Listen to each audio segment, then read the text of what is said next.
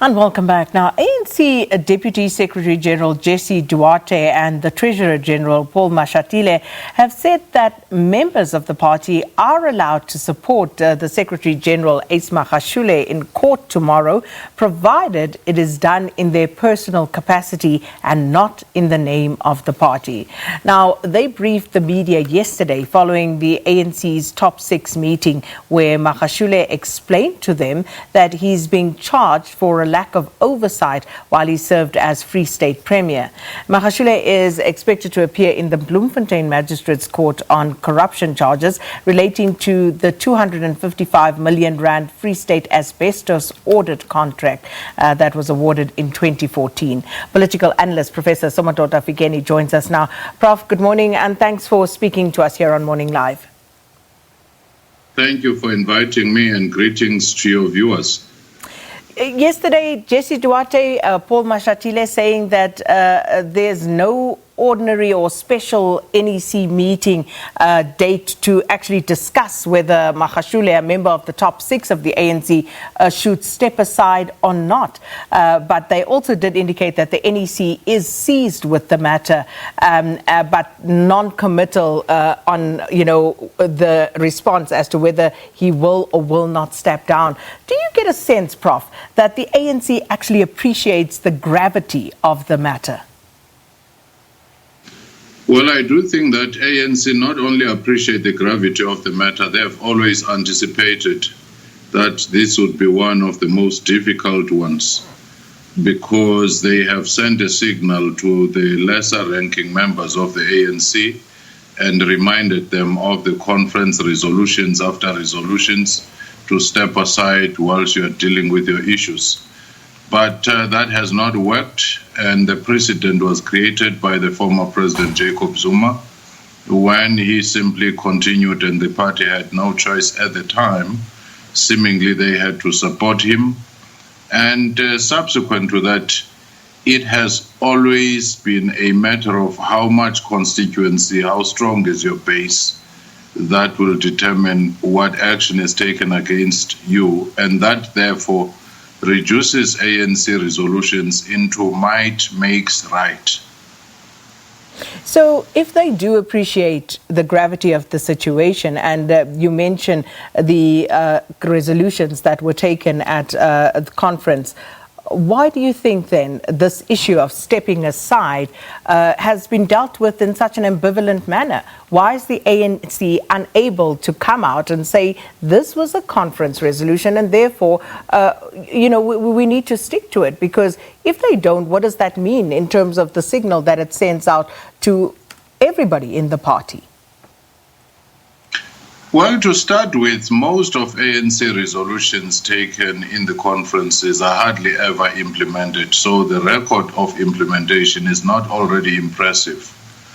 And when it comes to disciplinary matters, the inconsistency is the one that has led to accusation of weaponizing any disciplinary action, any call for somebody to step aside. And it is for that reason that ANC has not been able to install discipline within its own ranks.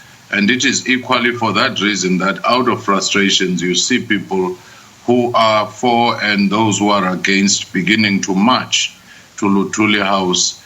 It used to be the aggrieved party who could mobilize people to march.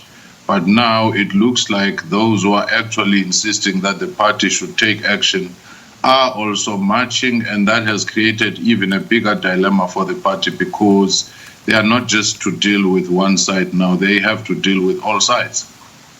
So some of these issues playing out at the moment, Professor Fikeni, are not new to the ANC. Once again, we are hearing that the state institutions are being used to settle political scores. Once again, we hear that people are being persecuted because they belong to a certain faction or may have belonged to a certain faction at a particular time. What's your view on that? Well, I do think that it's a circular argument that will never really be settled in any form, because here trying to solve legal problems through political means is descending into moral relativism, where you say so-and-so did worse, why me? Why me first, even if other investigations are still taking place? All what ANC ought to do now is to step back and allow the legal processes to go on, and only make an observation when unfairness is demonstrated. But to weaponize, factionalize any intervention literally is the new political culture, where you find a ward councillor, a mayor, a municipal manager, anybody who is being investigated, their first word is, this is a political witch hunt, it's my political opponents. They hardly ever address the essence and the content of what they are accused of. That in itself, I do think that if there is to be any victory or success in the fight against corruption, ANC leaders ought to understand that the public could care less which faction people belong to. Some of the people who are closer to President Ramaphosa are being accused of the PPE scandal. And the public didn't say which faction so-and-so belongs to. They simply realized that it has become a national crisis and a national burden that taxpayers and ordinary citizens have to shoulder all the carnage that is taking place in the state-owned companies, in government, and anywhere else. So, Prof, if we listen to what was said yesterday, reading that statement, Jessie Duarte said that Magashule is being charged for failing to play his oversight role. Now, is there a difference in what was said to the top six by Magashule in terms of what he's being charged for and what he is alleged to be charged for in terms of his role in corruption? I really would doubt very much that Hawks would go out and SIU go out and want to arrest and charge such a prominent figure on the basis of weak oversight, where a person has not exercised the oversight. It has to be more than that. Of course, we do not yet know what the situation is, and we also know that in the past, there have been instances where they've moved in a dramatic manner only to find that they have not prepared themselves, and therefore the case collapses. If it happens this time around, it will be a huge reputational risk for the SIU, and it will also embolden those who will say they were being used for political reasons. Skepticism abounds, though, Prof, because, again, you know, it's almost deja vu. When we had the arms deal scandal, people also thought you had the Seriti Commission, was it, that also probed that. But then it would seem nothing came of it. It fell flat, and the ANC closed ranks. Do you believe that we are going to see a similar thing now around the state capture, allegations of state capture? Well, I doubt that will be the case because, to start with, there was a time when ANC could close ranks, but now ANC is deeply divided. There are those who realize that they might just lose power if they continue on the path of trying to cover up corruption, which has pretty much destroyed the state capacity, the SOE capacity. And there are those who would want to continue with business as usual, to say, let's close ranks. That's the only way solidarity can work. And those are at variance with the public mood, which is insisting and demanding that these arms of government do their own work. And besides, commissions have had a terrible name in the country. They have been used for political management of a crisis and management of public perception. This time around, the Zondo Commission has given us the clearest indication of the machinations of a patronage system, which is deeply embroiled in corruption. In case where people are deployed who have no capacity to do what they're supposed to do. And that is the reason why we're beginning to see failure in most of your state-owned company. Now that the public understands that it's not government money, it's not something out there remote, they are applying pressure, and it is the pressure from below And if ANC decides to ignore these signs, they might as well lose power, and another government which might be more ruthless in pursuing those involved may come in. How far do you go, though? Because if you look at some of the reactions to that arrest warrant being issued against Ace Magashule, you have the mayor of Ekurhuleni, for example, Zwandile Masina, coming out talking about the president having should unseal, for example, his campaign, ANC election campaign records, for example. It speaks, yes, to the deeply divided nature that the ANC finds itself in right now, which has been a long time in the making. And it also speaks, though, to a question of, do you believe that anyone in the ANC is clean, as it were? That anyone could actually stand up to moral and other forms of scrutiny at this stage? Well, I do think that you will have a widespread, implication of many members of the ANC who have never known any other way but this kind of fleecing on the state and public resources. But at the same time, I want to believe that you do have honest, upright people within the same ranks who are simply elbowed into the margins of the party.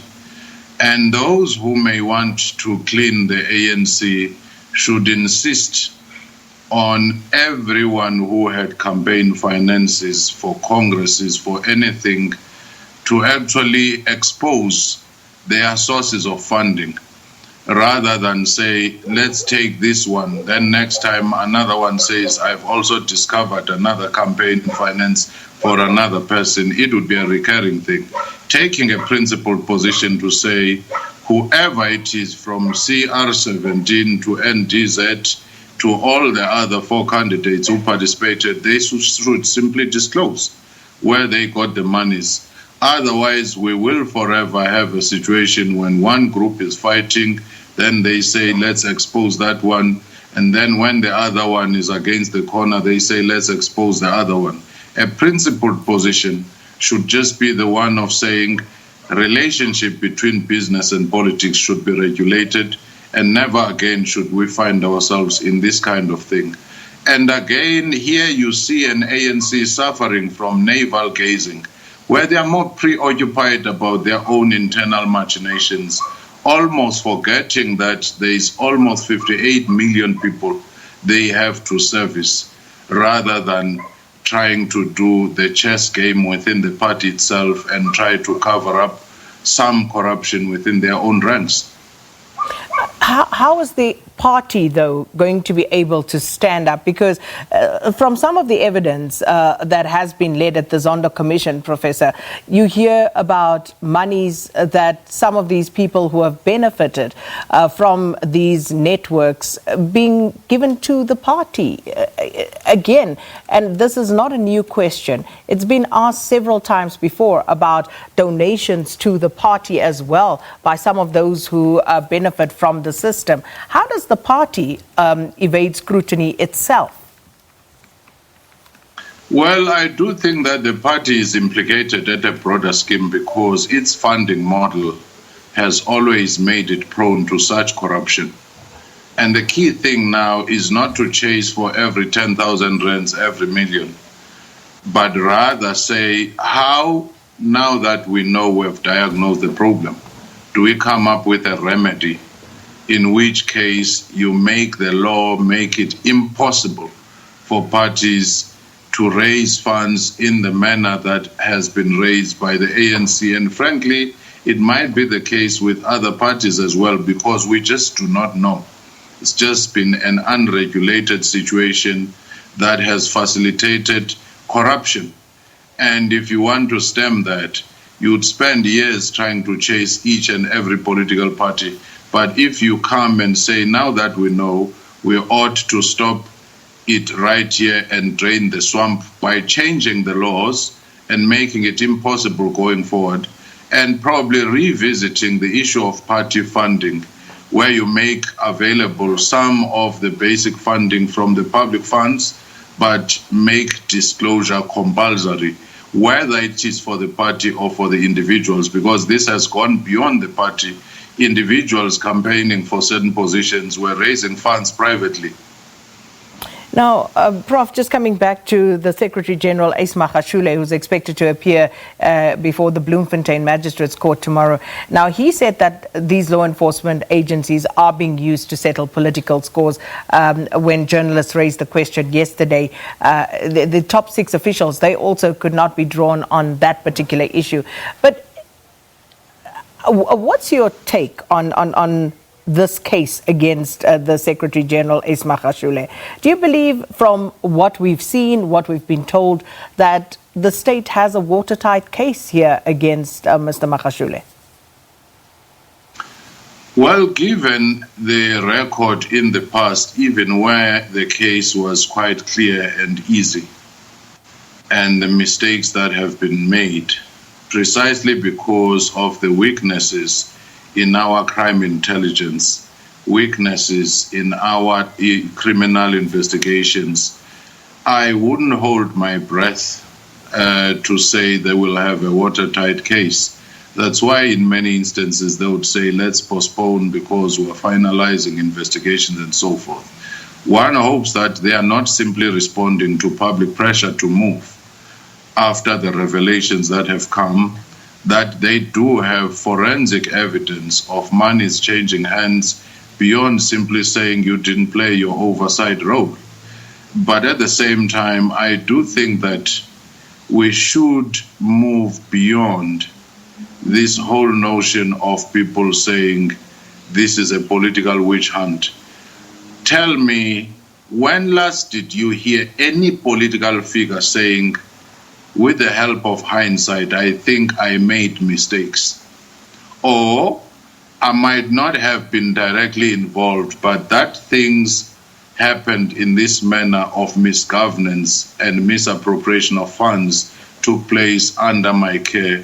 I feel sorry, I have remorse.